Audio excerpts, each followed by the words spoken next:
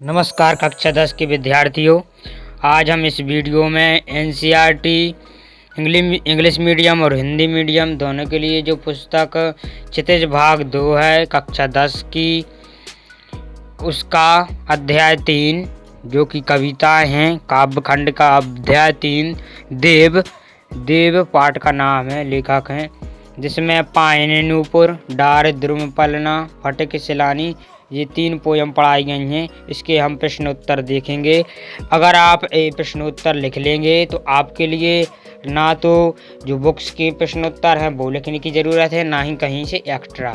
यही इसी में आईएमपी है, इसी में वैकल्पिक प्रश्न भी हैं, सत्य भी हैं, सभी हैं। तो चलिए स्टार्ट करते हैं। ये है कवि परिचय। कवि हैं इस कविता के देव। जन्म 1663 ईस्वी में हुआ, मृत्यु सन 1767 ईस्वी में। रचनाएं भाव विलास, भवानी विलास, काव्य रसायन, रस विलास। भाव पक्ष है कवि देव रीतिकाल के प्रमुख कवि हैं। रीतिकालीन कवि का संबंध दरबारों और आश्रय दाताओं से होने के कारण दरबारी संस्कृति का चित्रण हुआ है। प्रिय दोस्तों, आप सभी इसकी स्क्रीनशॉट लेकर लिख सकते हैं या फिर वीडियो पॉज करके इसको अपनी फेयर कॉपी में हिंदी के लिख सकते हैं। कविता सारांश है, आप इसे भी लिख लीजिएगा, नहीं लिखना हो तो नहीं लिखिएगा। स्क्रीनशॉट लेकर इसको पढ़ जरूर लेना। कविता सारांश पेपर में आ सकता है। पहला देखते वस्तुनिष्ठ प्रश्न पहला है, सही विकल्प चुनकर लिखिए। मदन महीप में कौन सा अलंकार है? तो उत्तर हमारा आ है, अनुप्रास अलंकार। दूसरा प्रश्न, प्रातः काल होने पर बालक रूपी बसंत को कौन जगाता है? उत्तर है दा गुलाब। गा नंबर का प्रश्न है, डार दुम चटकारी दे पद में भाषा है, कौन सी भाषा है? तो उत्तर है बा ब्रज भाषा। घा नंबर प्रश्न है, भीति का तत्सम रूप है। भीति का तत्सम रूप भित्ति होता है, इसलिए हमारा सही उत्तर है बा भित्ति। अब प्रश्न दूसरा है, रिक्त स्थानों की पूर्ति कीजिए। तो आ नंबर का हमारा ऑप्शन है, दूध को फैंसो में। खालिस्तान अलंकार है, उत्तर है उपमा अलंकार है। बा नंबर का प्रश्न है, युवती खालिस्तान सी प्रतीत हो रही हैं। तो युवती तारे सी प्रतीत हो रही हैं, तारे सी भरना है। 7 नंबर का प्रश्न है, देव खालिस्तान कवि हैं। खालिस्तान में क्या बना है? रीतिकालीन। देव रीतिकालीन कवि हैं। 10 नंबर का प्रश्न है, देव का जन्म खालिस्तान में हुआ। तो उत्तर है इटावा। देव का जन्म इटावा में हुआ। प्रश्न नंबर 3 है, सत्य लिखना है। आ देव की कविता का विषय राजनीति है, असत्य है। बालक रूपी बसंत को पवन झूला झुला रही हैं, है सत्य है। दोस्तों, यह सभी कुछ आप अपनी पेयर कॉपी में लिखती जाइएगा। अगला है, बालक बसंत के शरीर पर फूल रूपी झबला है, यह भी सत्य है। 10 नंबर का प्रश्न है, बालक बसंत मदन महीप जी की संतान है, यह भी सत्य है। तो हमारे सत्य हो गए। प्रश्न चौथा है, एक शब्द या एक वाक्य में उत्तर दीजिए।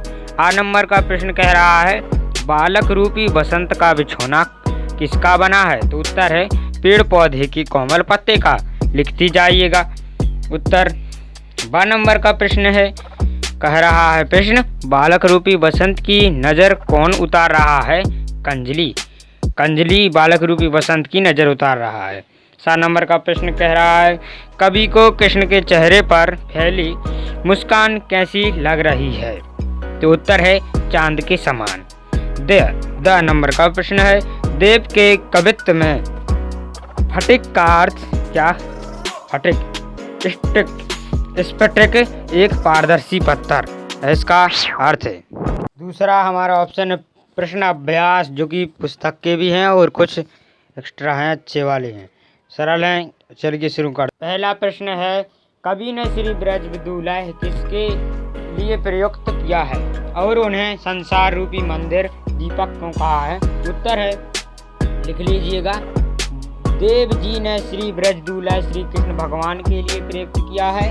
देव जी के अनुसार श्री कृष्ण उस प्रकाशमान दीपक के भांति हैं जो अपने उजाले से संसार रूपी मंदिर का अंधकार दूर कर देते हैं। उनकी उपस्थिति से सारे ब्रज प्रदेश में आनंद उत्सव और प्रकाश फैल जाता है, इसलिए उनको संसार रूपी मंदिर का दीपक कहा है। प्रश्न दूसरा कह रहा है, पहले सवैये में से उन पंक्तियों को छांटकर लिखिए जिनमें अनुप्रास और रूपक अलंकार का प्रयोग हुआ है। तो उत्तर है, पहले सवैये में अनुप्रास अलंकार वाली पंक्तियां हैं।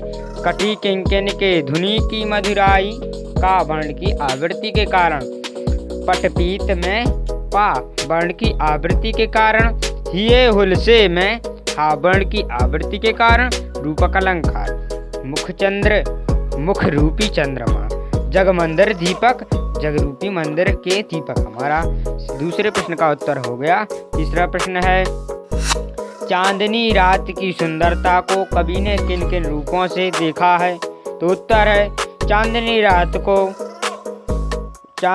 की सुंदरता को कवि ने निम्नलिखित रूपों में देखा है। पहला, आकाश में फैली चांदनी को पारदर्शी शिलाओं से बने सुधा मंदिर के रूप में, जिससे सब कुछ देखा जा सकता है।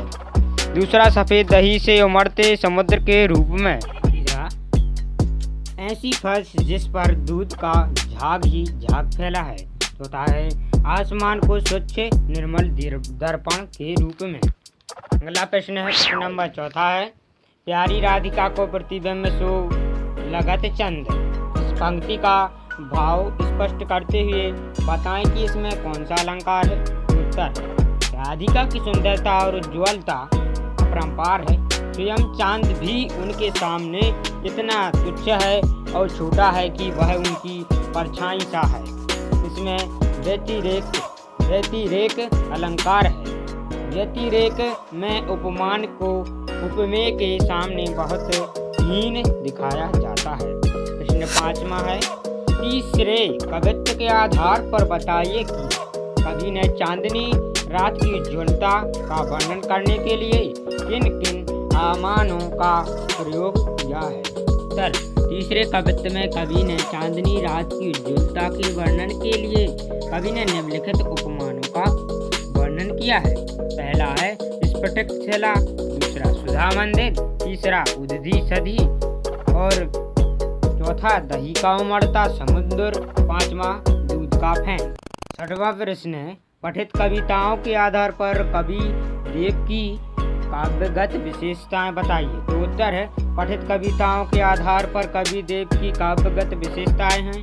भाषा, कवि देव ने इन कविताओं में मधुर ब्रज भाषा का प्रयोग किया है। छंद, देव ने कवित्व एवं सवैया छंदों का प्रयोग किया है। गुण, देव की इन कविताओं में मधुर्य गुण है। बिंब, द्रव्य एवं दृश्य ही बिंब साकार हो उठे। अलंकार, देव अपनी कविताओं में अलंकारों का भरपूर प्रयोग किया है, जैसे अनुप्रास, रूपक, उपमा, मानवीकरण आदि। अनुप्रास, कटी किंकिन की, पटपीत, ये हुलसे, पूरति पराम, मदन महीपादि। रूपक, मुखचंद्र, जगमंदिर, उपमा, तारासी ततूनी, उदधी दधी ओसो। मानवीकरण, पवन झुलावे कैकी, कीर बतरावे, चटकारी दे पूरी कविता। अब है रचना और अभिव्यक्ति। प्रश्न सातवां है, जो आप अपने घर की छत से पूर्णिमा की रात देखिए तथा उसके सौंदर्य को अपनी कलम से शब्दबुद्ध कीजिए। यह आप अपने मन से भी लिख सकते हैं। पाठ्य सक्रियता या आपको पढ़ना हो तो पढ़ सकते हैं, लेकिन किताब पुस्तक में आपकी दी हुई है। अब जो गृह कार्य में हमारे लिए प्रश्न दिए गए थे टीचर द्वारा, वह ये 3 प्रश्न हैं और इनके प्रश्नों के उत्तर भी मैं आपके लिए बता देता हूँ। पहला प्रश्न है, निम्नलिखित पंक्तियों का काव्य सौंदर्य स्पष्ट कीजिए। पायन नूपुर मंजू बजे, कटि किंकिन के धुनी, सांवरे अंगल से पट, पीत हुए हुल से बनमास सुहा। ये पहला प्रश्न है, तो इसका उत्तर है। उत्तर, प्रस्तुत पंक्तियाँ कवि देव द्वारा रचित सवैया से ली गई हैं। इसमें देव द्वारा श्री कृष्ण के सौंदर्य का बखान किया गया है। कृष्ण के अंगों एवं आभूषणों की सुंदरता का भावपूर्ण चित्रण हुआ है। देव जी कहते हैं कि कृष्ण के पैरों में पायल और कमर में तगड़ी जैसी किंकड़ी युक्त आभूषण हैं। इनके मधुर ध्वनि उत्पन्न करने से कृष्ण की चाल मानो संगीतमय हो गई है। श्री कृष्ण के सांवले सलोने शरीर पर पीताम्बर सुशोभित हो रहा है और उनके गले में पड़ी हुई माला वनमाला बहुत ही सुंदर जान पड़ती है। अर्थात श्री कृष्ण पीताम्बर और गले में वनमाला धारण कर अद्वितीय लग रही है। पायन नूपुर मंजू गजे में अनुप्रासिकता है। इसका नाद सौंदर्य दर्शनीय है। कृष्ण दूसरा है प्रातः ही जगावत गुलाब चटकारी दे। इस पंक्ति का आशय स्पष्ट कीजिए। तो हमारा उत्तर है प्रस्तुत पंक्तियां देवदत्त द्विवेदी द्वारा रचित सवैया से ली गई हैं। इसमें बसंत रूपी बालक का प्रकृति के माध्यम से लालन पालन करते दर्शाया गया है। इस पंक्ति के द्वारा कवि ने बसंत ऋतु की शोभा के प्राकृतिक सौंदर्य का वर्णन किया है। बसंत ऋतु को राजा कामदेव का पुत्र बताया गया है।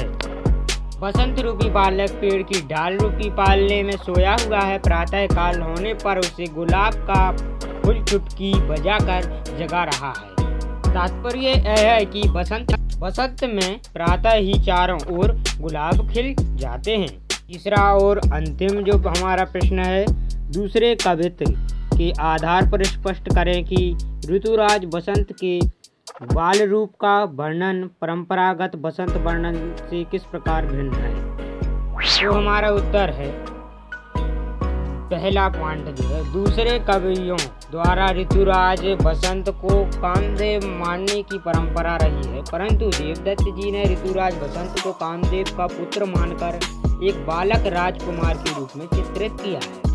दूसरा पॉइंट है, दूसरे कवियों ने यहाँ बसंत के मादक रूप को सराहा है और समस्त प्रकृति को कामदेव की मादकता से प्रभावित दिखाया है। इसके विपरीत देवदत्त जी ने इस एक बालक के रूप में चित्रित कर परंपरागत रीति से भिन्न प्रकृति को उसके लिए आसक्त दिखाया है। तीसरा पॉइंट है, बसंत के परंपरागत वर्णन में फलों का खिलना, ठंडी हवाओं का चलना, नायक नायिका का मिलना, झूले झूलना आदि होता था, परंतु इसके विपरीत देवदत्त जी ने यहाँ प्रकृति का चित्रण ममता महिमा के रूप में किया है।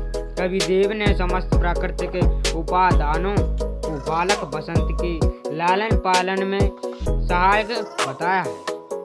यह हमारे आखिरी एवं अंतिम प्रश्न का उत्तर हो गया। तो आज हमने क्षितिज भाग 2 के कक्षा 10 के इस अध्याय 3 देव सवैया और कवित्व थे, जिसमें इसके हमने सभी प्रश्न उत्तर देख लिए। इसी प्रकार सभी विषय के सभी चैप्टरों के IMP क्वेश्चंस देखने के लिए हमारे चैनल को सब्सक्राइब कर लीजिए और बेल आइकन दबा दीजिए, जिससे जब भी हमारी वीडियो अपलोड हो प्रश्नोत्तर की पाठ की किसी भी, तो आपके पास नोटिफिकेशन तुरंत पहुंच जाए और तुरंत प्रश्नोत्तर लिख लें। वीडियो से आपकी मदद हुई है, इसलिए आप इस वीडियो को लाइक कर दें।